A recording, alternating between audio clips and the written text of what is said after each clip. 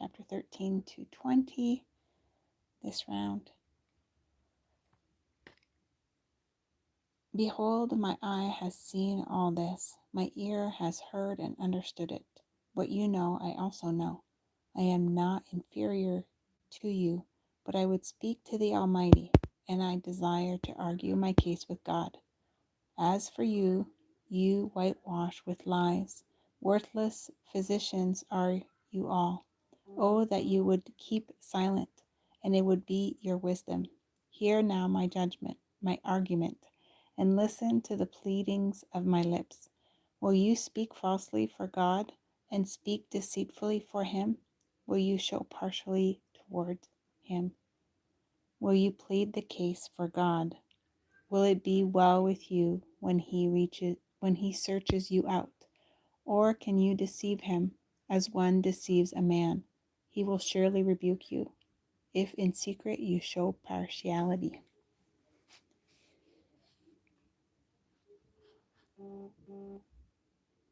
Will not his majesty terrify you, and the dread of him fall upon you? Your maxims are proverbs of ashes. Your defenses are defenses of clay. Let me have silence, and I will speak, and let come on me that may. Why should I take my flesh in my teeth, and put my life in my hand? Though he slay me, I will hope in him. Yet I will argue my ways to his face. This will be my salvation, that the godless shall not come before him. Keep listening to my words, and let my declaration be in your ears. Behold, I have prepared my case. I know that I shall be in the right. Who is there who will contend with me? For then I would be silent and die. Only grant me two things, then I will not hide myself from your face. Withdraw your hand far from me, and let not dread of you terrify me. Then call, and I will answer, or let me speak, and you reply to me. How many are my iniquities and my sins? Make me know my transgression and my sin. Why do you hide your face and count me as your enemy? Will you frighten a driven leaf or pursue dry chaff? For you write bitter things against me and make me inherit the iniquities of my youth. You put my feet in the stocks and watch all my paths. You set a limit for the soles of my feet. Man wastes away like a rotten thing, like a garment that is moth-eaten. Job chapter 14. Man who is born of a woman is few of days and full of trouble. He comes out like a flower and withers. He flees like a shadow and continues not. And do you open your eyes on such a one and bring me into judgment with you? Who can bring a clean thing out of an unclean? There is not one, since his days are determined, and the number of his months is with you, and you have appointed his limits that he cannot pass. Look away from him and leave him alone, that he may enjoy like a hired hand his day. For there is hope for a tree, if it be cut down, that it will sprout again, and that its shoots will not cease. Though its roots grow old in the earth, and its stump die in the soil, yet at the scent of water it will bud, and put out branches like a young plant. But a man dies, and is laid low. Man breathes his last, and where is he? As waters fail from a lake, and a river wastes away and dries up.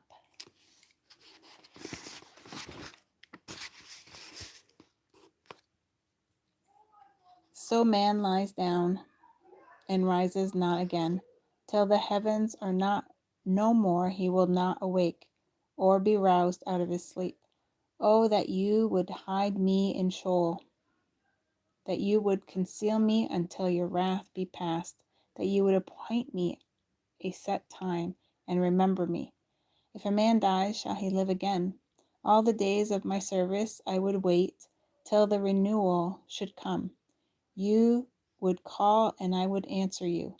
You would long for the work of your hands, for then you would number my steps. You would not keep watch over my sin. My transgression would be sealed up in a bag, and you would cover over my iniquity. But the mountain falls and crumbles away, and the rock is removed from its place. The waters wear away the stones, the torrents wash away the soil of the earth. So you destroy the hope of man. You prevail forever against him, and he passes. You change his countenance and send him away. His sons come to honor, and he does not know it. They are brought low, and he perceives it not. He feels only the pain in his own body, and he mourns only for himself.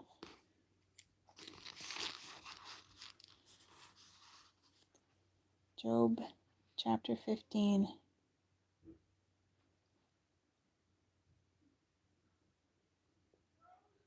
Then Eliphaz the Temanite answered and said, should a wise man answer with windy knowledge, and fill his belly with the east wind? Should he argue in unprofitable talk, or in words with which he can do no good? But you are doing away with the fear of God, and hindering meditation before God. For your iniquity teaches your mouth, and you choose the tongue of the crafty. Your own mouth condemns you, and not I. Your own lips testify against you. Are you the first man who was born, or were you brought forth before the hills? Have you listened in the counsel of God, and do you limit wisdom to yourself? What do you know that we do not know? What do you understand that is not clear to us? Both the gray-haired and the aged are among us, older than your father. Are the comforts of God too small for you, or the word that deals gently with you? Why does your heart carry you away? And why do your eyes flash? That you turn your spirit against God, and bring such words out of your mouth. What is man that he can be pure? Or he who is born a woman that he can be righteous? Behold, God puts no trust in his holy ones, and the heavens are not pure in his sight. How much less one who is abominable and corrupt, a man who drinks injustice like water? I will show you, hear me, and what I have seen I will declare.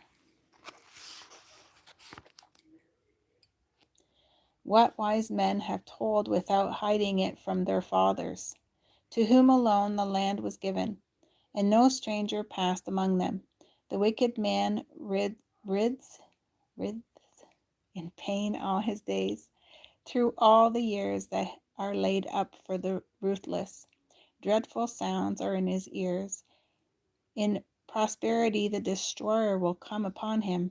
He does not believe that he will return out of darkness, and he is marked for the sword. He wanders abroad for bread, saying, where is it? He knows that a day of darkness is ready at his hand. Distress and anguish terrify him. They prevail against him, like a king ready for battle, because he has stretched out his hand against God and defies the Almighty, running stubbornly against him with a thickly bossed shield, because he has covered his face with his fat, and gathered fat upon his waist, and has lived in desolate cities, in houses that none should inhabit, which were ready to become heaps of ruins. He will not be rich, and his wealth will not endure, nor will his possessions spread over the earth.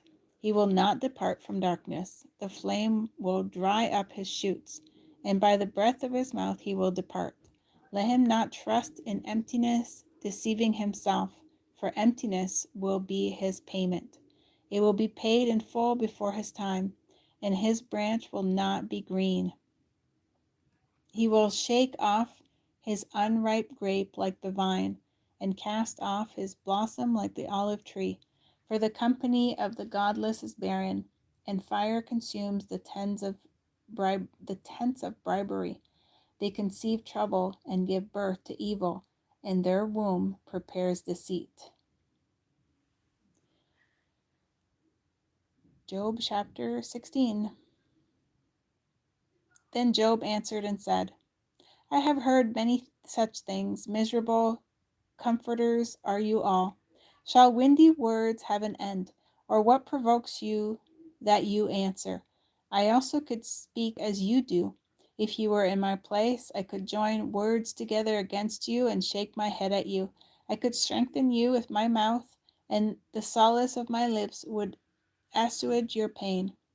If I speak, my pain is not assuaged, and if I forbear, how much of it leaves me? Surely now God has worn me out. He has made desolate all my company, and he has shriveled me up, which is a witness against me. And my leanness has risen up against me. It testifies to my face. He has torn me in his wrath and hates me. He has not gnashed his teeth at me. My adversary sharpened his eyes against me.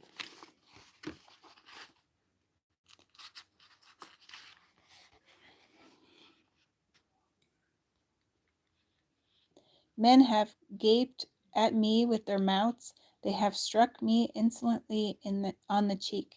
They mass themselves together against me. God gives me up to the ungodly and casts me into the hands of the wicked. I was at ease, and he broke me apart. He seized me by the neck and dashed me to pieces. He set me up as his target. His archers surround me. He slashes open my kidneys and does not spare. He pours out my gall on the ground. He breaks me with breach upon breach. He runs upon me like a warrior. I have sewed sackcloth upon my skin. I have laid my stretch in the dust. My face is red with weeping, and on my eyelids is deep darkness. Although there is no violence in my hands, and my prayer is pure. O earth, cover not my blood, and let my cry find no resting place. Even now, behold, my witness is in heaven, and he who testifies for me is on high. My friends scorn me. My eye pours out tears to God, that he would argue the case of a man with God, as a son of man does with his neighbor. For when a few years have come, I shall go the way from which I shall not return.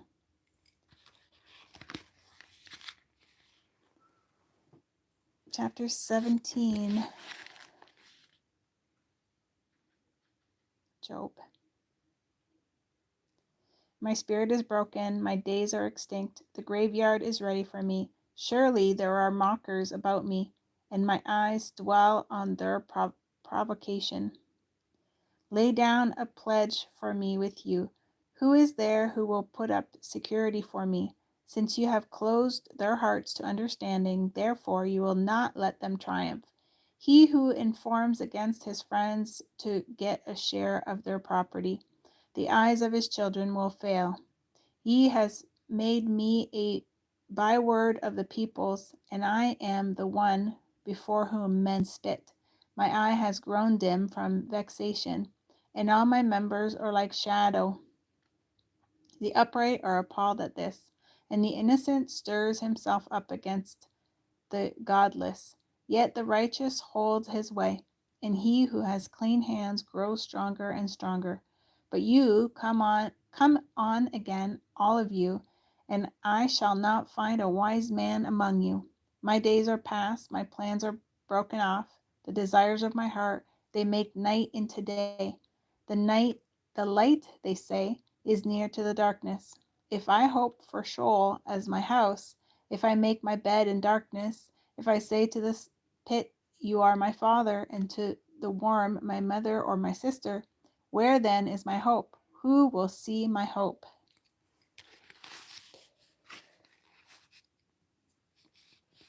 Will it go down to the bars of Sheol? Shall we descend together into the dust? Chapter 18 of Job. Then Bildad the Shuhite answered and said, How long will you hunt for words? Consider, and then we will speak. Why are we counted as cattle? Why are we stupid in your sight? You who tear yourself in your anger. Shall the earth be forsaken for you, or the rock be removed out of its place? Indeed, the light of the wicked is put out, and the flame of his fire does not shine. The light is dark in his tent, and his lamp above him is put out. His strong steps are shortened, and his own schemes throw him down. For he is cast into a net by his own feet, and he walks on its mesh. A trap seizes him by the heel, a snare lays hold of him. A rope is hidden from him in the ground, a trap for him in the path. Terrors frighten him on every side, and chase him at his heels. His strength is famished, and calamity is ready for his stumbling. It consumes the parts of his skin. The firstborn of death consumes his limbs. He is torn from the tent in which he trusted, and is brought to the king of terrors. In his tent dwells that which is none of his. Sulfur is scattered over his habitation. His roots dry up beneath, and his branches wither above. His memory perishes from the earth, and he has no name in the street. He is thrust from light into darkness, and driven out of the world. He has no posterity or progeny among his people, and no survivor where he used to live. They of the west are appalled at his day, and honor seizes them of the east. Surely such are the dwellings of the unrighteous.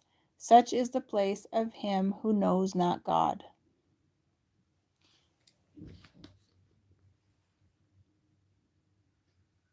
Chapter 19 of Job. Then Job answered and said, How long will you torment me and break me in pieces with words? These 10 times you have cast reproach upon me. Are you not ashamed to wrong me? And even if it be true that I have erred, my errors remain with myself.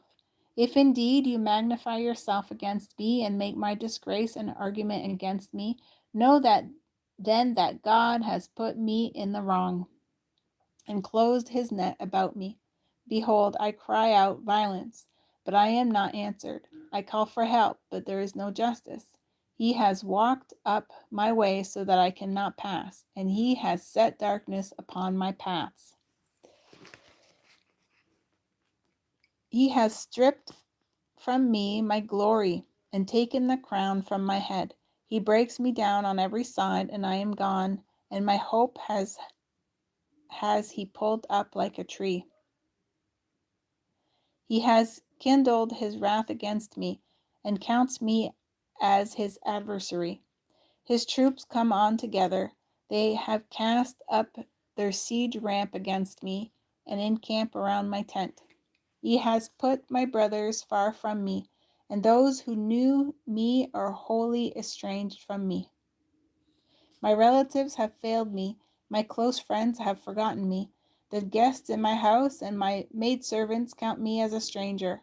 I have become a foreigner in their eyes. I call to my servant, but he gives me no answer. I must plead with him with my mouth for mercy. My breath is strange to my wife, and I am a stench to the children of my own mother. Even young children despise me. When I rise, they talk against me. All my intimate friends abhor me, and those whom I loved have turned against me. My bones stick to my skin and to my flesh, and I have escaped by the skin of my teeth. Have mercy on me. Have mercy on me, O you, my friends. For the hand of God has touched me. Why do you, like God, pursue me? Why are you not satisfied with my flesh? Oh, that my words were written. Oh, that they were inscribed in a book. Oh, that with an iron pen and lead they were engraved in the rock forever. For I know that my Redeemer lives, and at the last he will stand upon the earth, And after my skin has been thus destroyed, yet in my flesh I shall see God, whom I shall see for myself, and my eyes shall behold and not another. My heart faints within me.